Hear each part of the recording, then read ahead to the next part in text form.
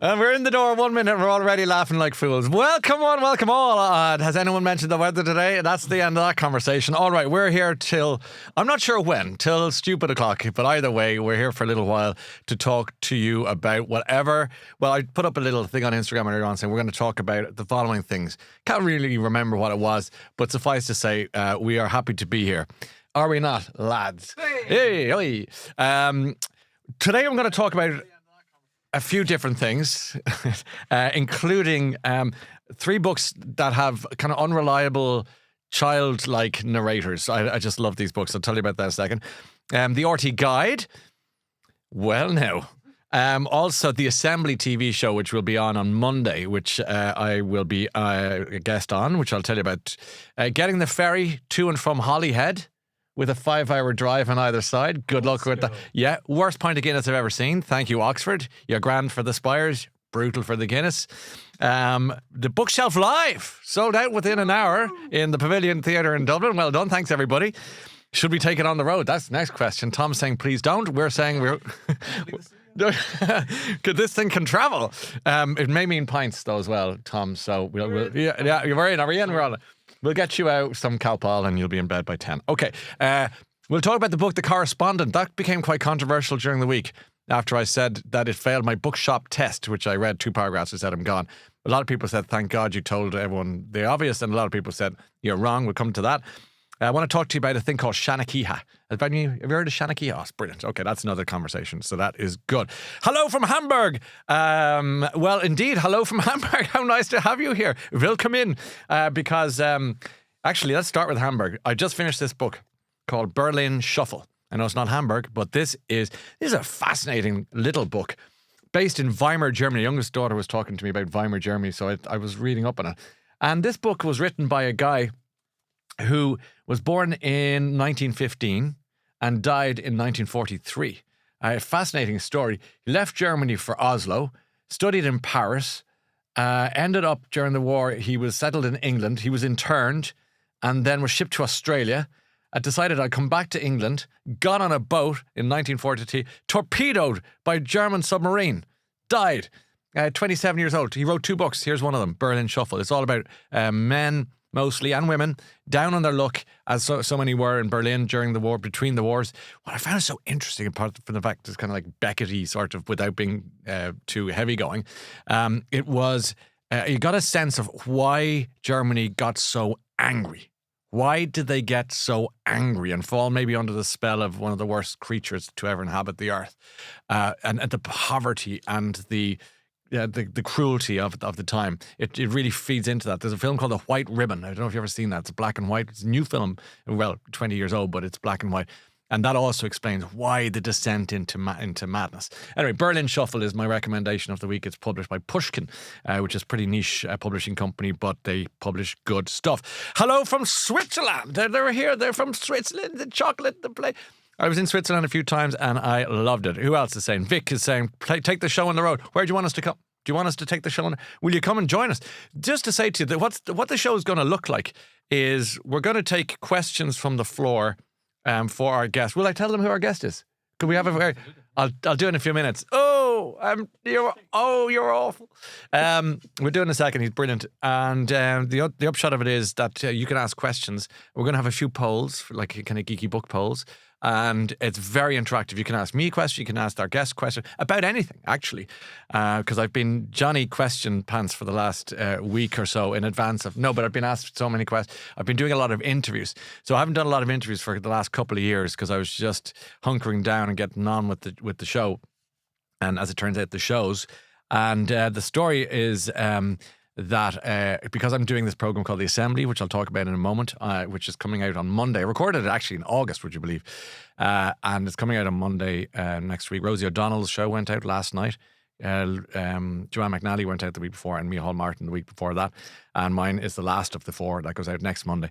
And I was asked to do a gazillion interviews, including our old friends. Let's bring them up here in the RT Guide. There it is. This is this week's RT Guide. And Donald O'Donoghue, who has interviewed me many, many times, did a really lovely interview. I was very happy with it. I picked it up today when I was out doing my shopping in Super Value. Sarah, who works behind the counter in one of them, she just takes the mick out of me. And she was roaring laughing when I put this down. I said, how many copies are left? She goes, loads. I said, how dare you? But anyway, it was a lovely interview and it was very nice to be back. Obviously, it's been a bumpy road. So it was nice to for them. Thank you to Catherine and the people behind the scenes because they did a real nice job. And I think the photo was great. Kip Carroll did a nice picture. And the whole thing, I'm really happy with that. So thank you guys and good luck to you. More, all the comments, keep them coming. It's great. We love them. Hello from Galway. Hello, Galway. Hello from Surrey, originally from Dublin. Well, I don't know what you're missing and how you're getting on in Surrey, but I hope life has been good to you. I got the ferry over. We got the ferry over at the weekend. Went through, so got to Holyhead. By the way, the ferry, Stena travel, whatever it was, about 450 quid with a car. That what you'd expect? 2 people. I was going to say 2 people. 1 out of 1 child, Claire and myself, and me being the child. But we went across. It was really, really. Apart from the sailing itself was beautiful, but it's all very clean and calm and really well organised. I was impressed, put it that way. Got to Holyhead and drove to Oxford. Decided to stay in Oxford for the night just to break up the journey a little bit, and went for a little walk around. But completely exhausted from all the driving and travelling and everything, and got as far as a pub called the Turf Bar. It's down a little alleyway. It's really lovely. Look it up. And sitting down having thankfully a glass, an IPA, because I don't like Guinness in English pubs, to be honest with you, apart from the one in Soho, the Devonshire, obviously. I sorted that out the next night, I can assure you. Anyway, the point I'm saying is that I had one drink there, because I was so taken aback by the poor 2 fellas came out. It looked like they'd been punched in the face. They were carrying the worst Guinness I've ever seen in my whole life. The 2 of them looked like they were. It was kind of like the Irishman's equivalent of a funeral pyre. They were walking around holding these pints. And I took a picture of it, and I spared their blushes by covering their faces. But people were saying, "Oh yeah, we used to call that the bishop's collar, because it was like a priest's collar. It's all collar and no shirt." Anyway, it was quite shocking. So, Turf, beautiful pub. But that Guinness, lads, you got to get your act together. Apparently, they were the way they poured it, and I love Guinness. I'm a Guinness guy. So, they you know the way you Guinness, you pull the pint and then you let it settle. They were doing this. Push for the pint and serve. Can you? It's not a pint of bitter. No, that's like playing tennis backwards with a cricket bat. What are you thinking? All right. Is there any wait time? Was there any any wait time? Oh no, because it was just you were just sitting there going, "Give me the Guinness." You're like, I've never seen anything. Well, I mean, so appalling in my life. I have, of course, but I'm just going to put that down as top 10 disaster. Okay, Megan said, looking forward to the pavilion. Or sorry, that's Gemma, I should say. Gemma, by the way, everyone who bought tickets really fast, well done. But a lot of people said that went too quick. We want to go, so we're working on that. And somebody's saying come to Dundalk. We'd happily come to Dundalk to do the bookshelf live, of course. Another says, Sue says, I had the very last seat for the bookshelf live, was interrupted and lost it. How do you lose it? What do you say? I'm going to get this. Yeah, it's in your card before you check out someone else. No, you got gazumped. Oh, let's try and fix that. Okay, let's see what we can do. And Graham is in Essen in Germany. How appropriate, given that we're talking about our German books today. Berlin Shuffle, the last book I read, one of the other books I read this year already is the Director, and that was superb too. So it's all that. Right, let's talk briefly about a book called The Correspondent. It's epistolary, I think. Is that the right? I'm saying that correctly? And it is written in letters. And I mentioned it, and it's getting huge response because people are very strong. Tony says, you're not wrong. Oh no, sorry, that's super. I got that wrong. Wrong correspondent. Loved it, says the text. Beautifully written. Jane says, the audiobook is great. All the different readers bring it to life. Sharon says, I hated every second of it. Just for balance here. And Ingrid said, give it a second chance. It's one of the most beautiful, thought-provoking books and stays with you long after you've finished it. Truly. Now, I don't know if truly is just your finish or if that's your name, like Truly Scrumptious. But either way, I appreciate the comment. And but I still don't think I'm going to read it. I've got so much to. I've got so many books to read. But we'll see. A lot of reaction to this idea of prefacing words with super excited, super angry. I got super annoyed. I think it's for young women from the west coast of America to be using it in front of words and not grown people delivering the news. Emma B, I think that's our old friend Emma B over in Virgin, says super agree with you. I super agree with you. Tony Clayton Lee, you're not wrong. Also, the use of the word perfect in virtually every single cafe and restaurant. When you select items of the menu or pay the bill or compliment or complain, everything says perfect. Janie said, I totally agree. To add to my list is, I suppose, spoken in every sentence, repetitively. I suppose you're right. What about the word so? As a beginning, a so is like throwing a stone into the water and hoping to have an effect, apart from the ripples. Where you go, so. In French, they'd say alors. In Italy, they go allora. And we say so. It means nothing. It just says, what it does say in some ways is, I'm here now and you will all stand by and listen to me talk. So. But it does have a relevance when you talk about something being so big and so small and so impressive. That's a good so. But a nonsense so is, so. I was in the shop. What's the so doing for us there? I'm not... People use it as a period. They use it as like a full stop. Exactly, yeah. As an end of a kind of sound. So I went to the pub, so the worst business ever. So. That's strange. Do they use it? I think it's the begin. Shall we keep going? Another said, I rarely agree with Ryan Tuberty. Come on. You added that. You wrote that. I did, yeah. Tom, is your pseudonym Bell Valley Vintage? Nope. Did you write, I rarely agree with Ryan Tuberty, but he's spot on? That's my favourite message. Another says, Ryan, when he sees a super value bag. I love super. I did my shopping there today. I love it. But I'm not super excited to be there. I'm very excited to be. I'm not going to go down this road again. We did it. We have so many words to choose, says another from, I see highly educated people presenting webinars who announce how they are super excited just to be there. It doesn't feel at the time. Actually, I was in the chemist this morning and a woman came up to me in the white coat. She goes, thank you. I said, what did I... She said, the super thing. She said, I can't. She said, I'm so glad you posted it. I can't. She said, we had somebody come over, one of the management team came in, and she said, are you all super excited? She said, I just wanted to tell her, why are you... I said, God, it really got on people's nerves, which is great. Okay, elsewhere, Mark from Scarbados. Always great to hear from you, Mark. Ryan, glad I got the reminder. I nearly forgot the possible appearance of BookBot. Hope you're well, my friend. And you.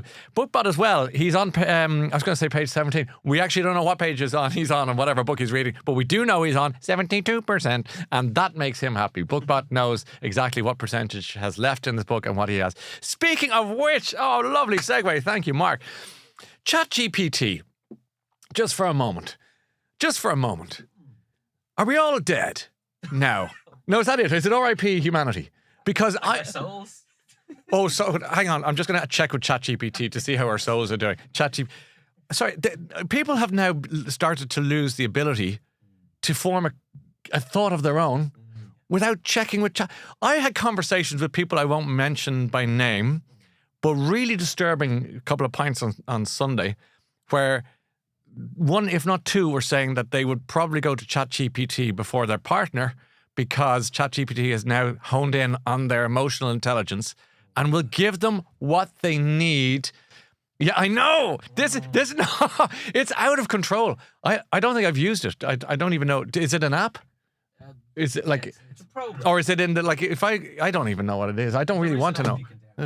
That ChatGPT just threw that down because he's conspiring with BookBot. The two of them are now at us. I'm going. Anyway, so ChatGPT out of control. I would hate to be a school teacher. I think I'd even hate to be a student now, because do you ChatGPT your way through homework and everything? It must be the answer to everything. Everything. It used to be Google it, but that's changed now because Google won't give you. So the people fall in love with ChatGPT. Some people are having relationships with But even ChatGPT. the Google things now, it's giving you an AI answer. The Google is giving you an AI answer. Yes, it is. Okay, so they're in cahoots now. Holy smoke! Now, by the way, great bar in London called Cahoots. Look it up. It's kind of essentially like a disused tube station from the 1940s. The staff dress up like it's the 30s and 40s. The music is Bing Crosby and Ella Fitzgerald. The cocktails are completely mad, and it's a really good experience. Got a book to get in there because otherwise you won't get a seat. There's almost like a repurposed tube carriage in there as well. It's really interesting. It's called Cahoots. Highly recommend it. That's CAHOOTS. Meanwhile, Mairead says, Ryan, listening to you in the Phoenix Park, having a coffee. Oh, you're indoors. Well done. You don't want to be stuck outside today. That's the truth. Hello from Wexford. Hello, Wexford. Hello from Dublin. Can't wait for the show in the pavilion. Danielle, I hope you're going to be there. Another says, hello from London Bridge Hospital. Well, I hope you're working, or if you're a patient, we send you all the love, because that's great. I'll be there. Well, I won't be there next week, the week after. But I think people are very confused. Am I at home or away? Because I got the ferry back last night and I sent a bit of footage and they all said, welcome home, welcome home. I'm a little bit of both. That's the truth, in case you're wondering. So I'm doing a show. We've got some news coming in tomorrow. I can't say it today because it's embargoed, but a little bit of news about London tomorrow. Lovely thing happening. So it'll become a bit more clearer, the picture tomorrow. But it's a bit of everything, to be honest with you. But a few days here and a few days, it's mix and gathering, but it's just where I want it to be. So that's really nice. It's the first time in 20 years I haven't had a 5-day-a-week radio show in the morning. And I know. And I'm loving that because I can actually get stuff done, focus. And then now I have a selection box of gigs and I love that. So I do loads of different things and that's just right for my brain, to be honest with you. Tralee Chocolate Heaven. That's a nice name, isn't it? Why didn't you show them how to pour the pint properly? Because that's their job. No, because I was on holidays and I just felt, I just didn't really want to get into it. But I know what you're saying. It would be a bit, excuse me, I don't just, I'll do no. Also, don't the Agio probably have to? That's their job to teach them how to do that. You've got to have a bit of training. Teresa, I'm just loving the assembly. Cannot wait to see you on it. It's definitely the program of the year. I was close to tears last night. I got no seat either. Teresa, that's our friend Teresa. You're brilliant. Thank you for your lovely messages. People who send messages on Instagram, I get the messages, but I can't respond to them because there's just too many. But thank you for sending them. I do read them, and I greatly appreciate them. The assembly is lovely. So, in case, a quick recap.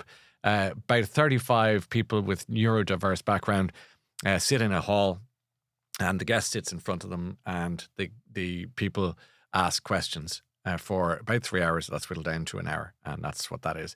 And I'll be on the guest on next week's show. So that's why I was doing all these interviews for the RT Guide. I'm going to be on with Miriam O'Callaghan this Sunday live on her program for the first time ever.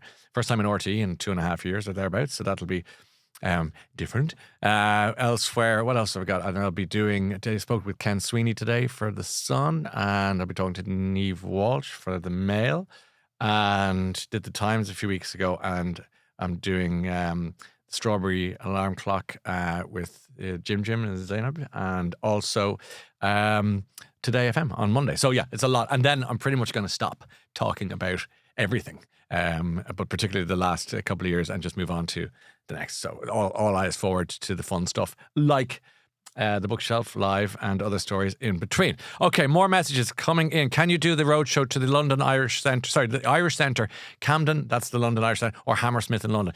Now, the truth of the story is, the answer to that question is yes, but it does bring me to the Shanachíhe, which you guys haven't heard of.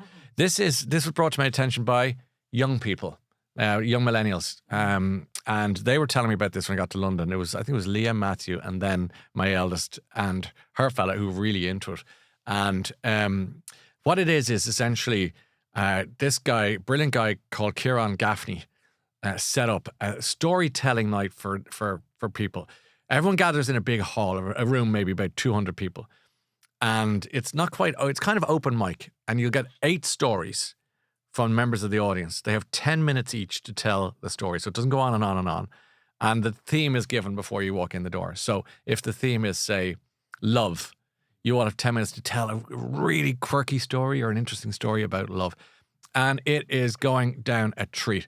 So the good news is, myself and Ciarán met on Sunday. We had a pint. We were chatting about this with the London Irish Centre in Camden, because I wanted to organise one of the Shanachíhe nights for as a fundraiser for the centre, because they do such good work. And we will have a date for you at the end of April. We'll give that to you in due course. If you're in London, you want to come to the Shanachíhe night, that'll fly out the door as well. It's all for charity. And it was for the centre, and I think you're going to love it. So Shanachíhe, look it up. It's a mixture between Shanachí, old storyteller, and Ihe, nighttime. So storytelling nighttime, Shanachíhe. That's the gig there. All right, Patrick says, please host the bookshelf from Bali someday.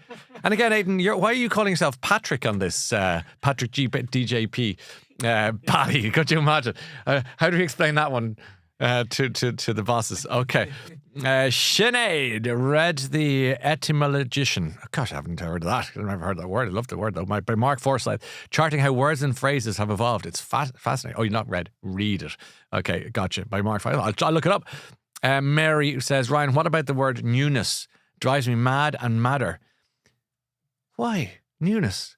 As in, what's that in a sentence? The newness of something? The newness of something? Yeah, like How are you using it, Mary? How are you using it, Mary? That idea, I just echoed what he had to say, so there was no newness in what I just said. Is that in context? But hang on, one of my favourite opening lines of a poem is Advent by Patrick Kavanagh. And that begins, we have tested and tasted too much lover through a chink too wide, comes in, no wonder. Sorry, no newness. I thought it was newness. Yeah, I had to get there all the way there to prove my point incorrect, wrongly. Newness. Okay. Margaret says, you mentioned some days ago about a book about 12 Caesars. Can you tell me the name and the author? Yeah. So I mentioned 2 books, actually. The first was the original 12 Caesars by Suetonius, Suetonius. Suetonius. So he catalogued from Augustus onwards the 12 leaders of the Roman Empire at the time. And then Nigel Hamilton wrote one called American Caesars, which is 12 American presidents, mostly of the 20th century, described a la the 12 Caesars, if you know what I mean. So it's the America as the modern version of the Roman Empire, but with the... Sounds a little boring. I've kind of made something interesting sound dull there, which was quite an achievement. It must be my Marvel superpower. It would not be a great superpower. God, that's fascinating. Oh, I'll show you. Niagara Falls. Niagara Bores, more like it. It's just water. Oh, crikey. Anyway, yeah, pyramids. What is it? Yeah, it's like kind of like an Irish travel show. Pyramid. Oh, they're so pointy. It's not like Dunleary. No, but that kept the Colosseum is wrecked. But I found that if I posted stuff from London, you'd say bookshop, you go, yeah, but it's not Easton's. You go, I know, but I'm just saying. And you say this, you found like a nice park, and it goes, no, Stephen's Green. I know it's not. I'm just saying it's not, okay. You went a pint of lager, it's not Guinness. I didn't want a Guinness. Orla Gogan, Larry's daughter. Orla, we loved Orla. Yeah, that's good fun. You're looking great. I'm feeling like shit. No, I feel great. Thank you. And I'm joking. I feel good. Thank you. Lovely to hear from you. Trisha's transformation, amazing. They're all out today. It was lovely to see you, to hear from you. And I hope everything's going well. Orla and Trisha, let's bring it to Cork. We should go to Cork. We'll have to go to Cork. We'll have to go to Galway. Had a lovely time in Limerick the last time I was there. They've got great places there. To visit. Jen says, Ryan, have you read Anne Enright's The Gathering? No. What did you think of it? I refer you to my last answer. Another says, in the car, nice again, listening to you. This is great. A lot of people say, how do we hear you now? Or there's no excuse not to be able to in some ways, because you've got the bookshelf, this Lunchtime Live, which unfortunately won't be on next week, but it's really easy to listen to stuff now. You shout at your Alexa or what is that smart speaker? Does it play your man? Whatever. So we're there. Okay, so that's it. There is Ryan. The newness. That's what it was. Teresa, it reminds me about Advent. The newness that was in every stale thing when we looked at it as children. That's what it was. That's newness. So newness has been going around for 100 years. Just so in case you think, is that a new thing? It's not. Now, let me just say one or two things before we say goodbye. And that is 3 books that I wanted to talk about with people telling the story. Not that they're kids, but they're young in 2 of them and considered mad in 1 of them. And really what this is, these are the kind of books like that there's often a character in a book who nobody trusts, or at least everyone thinks is a bit stupid, but actually they're the eyes and ears and they see everything. So the bird in The Field, for example, John Hurt's character, if you go by the movie, and he'd go, I'm only a fool. And you go, no, not really. You're seeing everything. You're nobody's fool. This is one of the best books no one's ever read. It's called The Gamal. The Gamal is considered like the local village idiot, essentially. And it's written by Ciarán Cons. I don't know what. Ciarán Cons, who are you? Because I never met you. And as far as I know, he's from Cork. It says here he teaches English and Irish in a school in West Cork. This is the greatest, most underappreciated, I think, Irish book of... I don't know what year was it. Oh, look there. I have written it down. May 2013. I often do this. So let's go back here. But it was just so interestingly written. Again, the goings on in a small town in Ireland. And this guy is telling the story and you just don't know, is he off the wall? Is he okay? What's happening? But it moves at such a pace that I loved this book. And I can't understand why it hasn't been A, turned into something else, but B, talked about more. The Gamal. High recommendation. Not a million miles away from it. This book by Alan McMonagle is called Ithaca. And again, there it is, June 2017 in this case. I should do this more often. I forgot. I haven't done it for ages, writing my names in the books. And that's not dissimilar. 11-year-old Jason Lowry, preoccupied with thoughts of the dad he's never known. In the meantime, his vodka swings from the hip ma is busy entertaining her latest boyfriend and indulging her fondness for joyriding. Yeah, that's it. But it's the innocence of the poor lad. It's very poignant, very sad, very beautiful. And the last one, I don't have my copy of it because I couldn't find it, is Paddy Clarke, Ha Ha Ha by Roddy Doyle. which is just a joy. And again, it's Paddy, it's the young lad, and it's just he's watching life and everything, whether it's going well or badly. And it's through his lovely innocent eyes, and it's the sort of thing. The gorillas are fighting in the war, and he goes, "Why do they have monkeys fighting in the war?" No, it's like different gorillas. So it's that kind of stuff. It's great fun, very cute, very sweet. By Roddy Doyle. Okay, so there's 3 books for today that I thought you might like if you're looking for something a little off the beaten track. Now, a couple of more messages before we clear out of here. Have you read The Women by Kristen Hanna? Possibly the best book I've ever read. I gave it a go, but I didn't stay with it. I don't know why. I'll have to come back to you on that. But I didn't give it away. I collected about 4 or 5 boxes of books from London at the weekend, and I just have run out of room. So I don't know what I'm going to do with them. Does anyone know a good charity shop that wants them? That's the difficulty, because a lot of bookshops, charity bookshops. Hang on a second.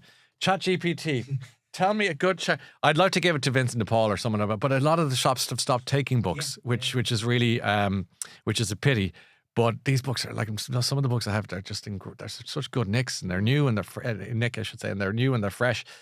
So if anyone knows, I will drop them up. Speaking of which, I dropped a load of coats and jackets over to Alice Leahy, one of our guests, from the inner city.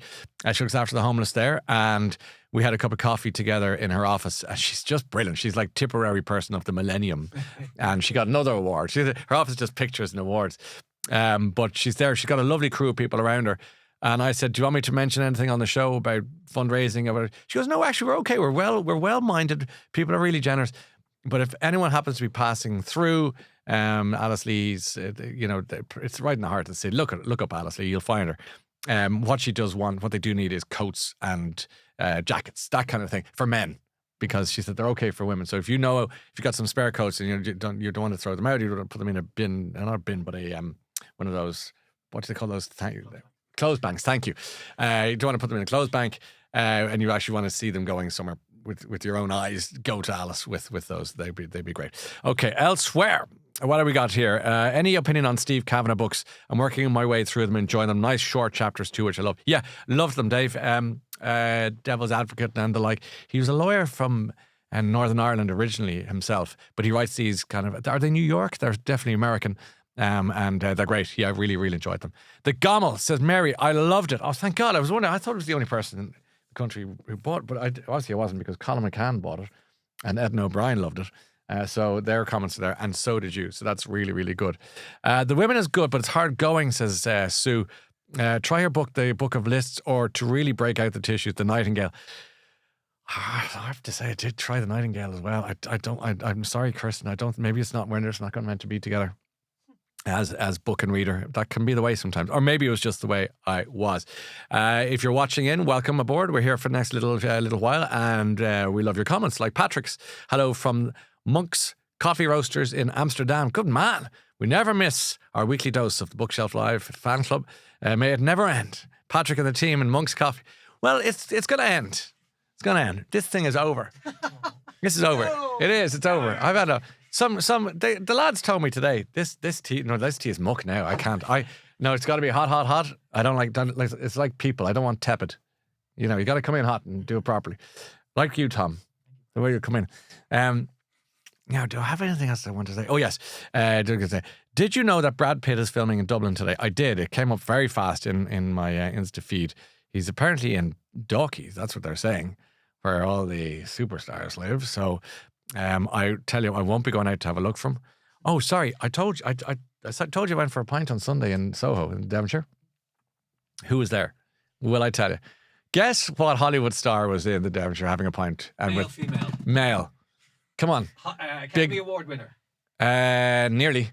American? Yeah. Over 50. No. Not over 50. Michael Fassbender. No. Big. Yeah, I said American. Yeah. He's from Kerry. Oh. Go think biggest star of his Tom Hanks. young lad. Big star, biggest. Timothy Chalamet was sitting right beside me in the pot. Yeah. Timothy Chalamet. If you look him up today, he's not walking around London. He's walking around London. Timothy Chalamet was having his dinner and then down for a bit of trad. Good stuff. With Did his, he have a pint of the black stuff? I think he was having a glass of vino, I think. But he was I didn't get involved. He was just sitting there and having his drink, but he was with a couple of pals and he seemed really nice. He seemed very chilled and now, God help him, he had security now. Like, it must be tough being that big a deal, but they were. Have you read Liz Newton's new one? Yes, I have. It's brilliant. You're in for a treat with Liz's new book. I'm waiting till it gets closer to publication date to talk about it, but you will not, tell you, you will not be disappointed. She's my favourite, says a text. I see a lot of book bloggers got an early copy and I'm very jealous.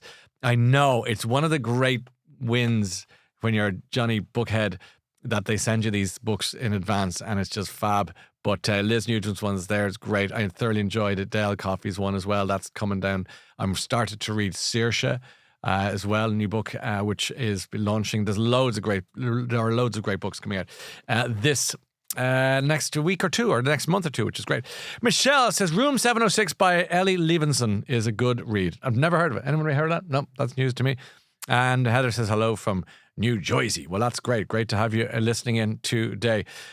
Do you have a favourite Scottish author? Well, I mean, Irvin Welsh would be somebody I was. Did I tell you the story about being? I think I did. I'll repeat myself anyway.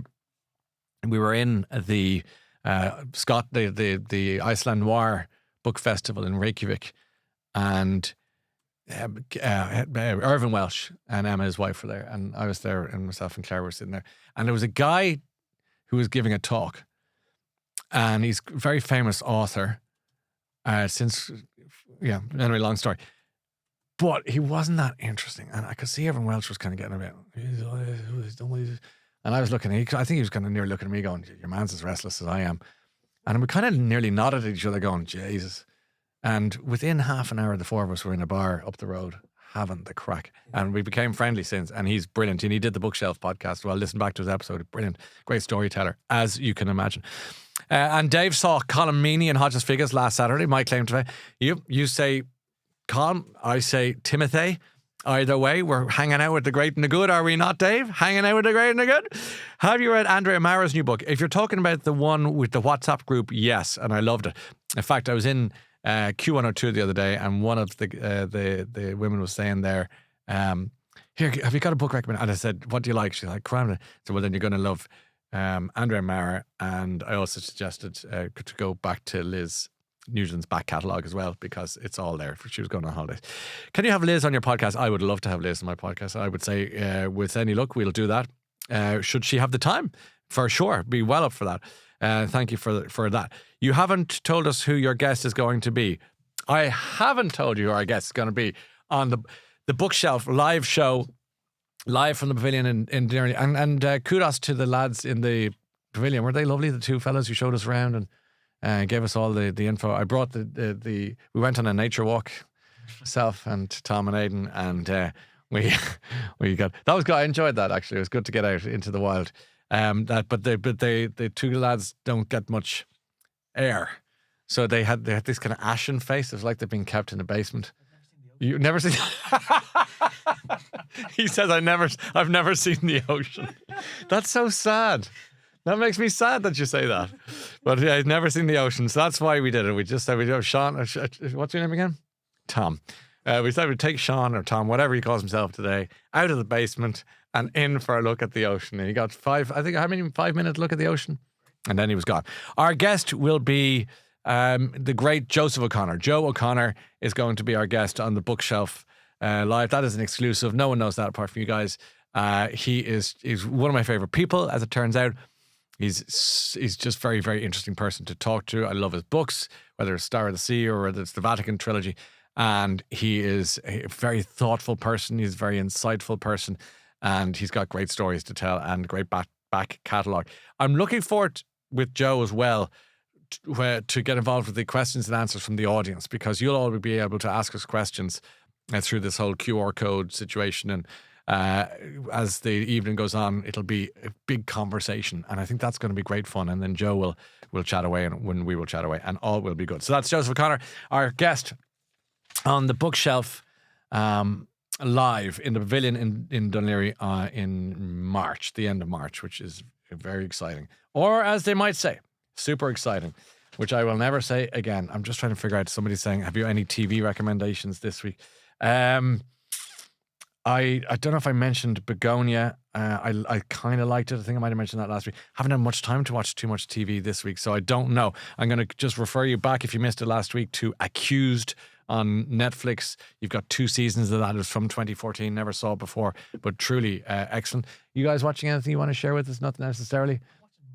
Mindhunter, yeah. It's quite old, though. It's good, yeah. It's good. Okay. Is that the detective guy from the FBI? Is it one of those? It's not. Yeah, it's how they set up the whole It's how they- science unit in like the 80s, 90s. In how they set up the FBI. Yeah, I couldn't get into that. I don't know why. Yeah, I know some people say, but Corey, you're going to love this. And then maybe 6 months later, I'll have a look at it and I find myself going, yeah, and now I do love it. Okay, I think we're pretty much all set for this week. But listening in from Paris, I do want to say hello to our guest, Annie, who says, I wish I was able to come because you said that Joseph O'Connor is a great guest. Well, maybe you won't have to. Maybe we'll go to Paris. I do think there's a bookshelf live in London, definitely. I think we should be able to swing that. And that would be good fun. And we're spoiled for choice for guests there as well. What I'll do is I might put up a little poll later on and ask you who you'd like to see on a bookshelf live. That would give us a good sense of what you want, and also even indeed where would you like us to go, because that's important too. But we'll take one last one, which is somebody saying James Nesbitt's new show Runaway on Netflix is well worth a look. Good, I like James. That's good. Because I couldn't give you an answer on the TV thing this week. There's one for you. James Nesbitt's new show Runaway. That is on Netflix. That is good enough for me. Okay, got another meeting to go to, so I must. Why is that funny? It's just like I'm done with you now. No, but it's not. I'm not done with them. If you want to ask me something, I'll stick around. I've got a few more minutes. Like, no, but was that the worst exit from a show ever? Like that is kind of disrespectful to everyone, including you guys, probably. Yeah. Is this a meeting too? What are we? Sorry, Tom. What are we? Just in meeting? What? Just another meeting to you? No. I love you guys and you guys. Tom, no, I do. I promise. I'll show you the ocean in a month. I'll give you one more go at the ocean. Tom's up on his feet and he's rubbing his hands. This is the long walk to freedom. Okay. Oh, ocean trips, and actually, it's really just. It's like we're just showing him the daughter. That's the ocean. It's like, Yeah. What's that movie with Jim Carrey? Yeah, it's Truman Show, that's it. the Truman Show. Cue the I'm sun. living in that. That's it. Okay, let's go. We gotta go. I've got to go because this is the time at which this organised show ends. Is that better? That's more like it. And we appreciate you all being here today and shooting the breeze with us and listening to my rantings, ravings, and pontifications. But for now, I don't have another meeting to go to at all. I simply have to wrap it up and say arrivederci, and we'll talk to you the next time. And as for when that will be, God knows. Thanks for being here, though. Thank you.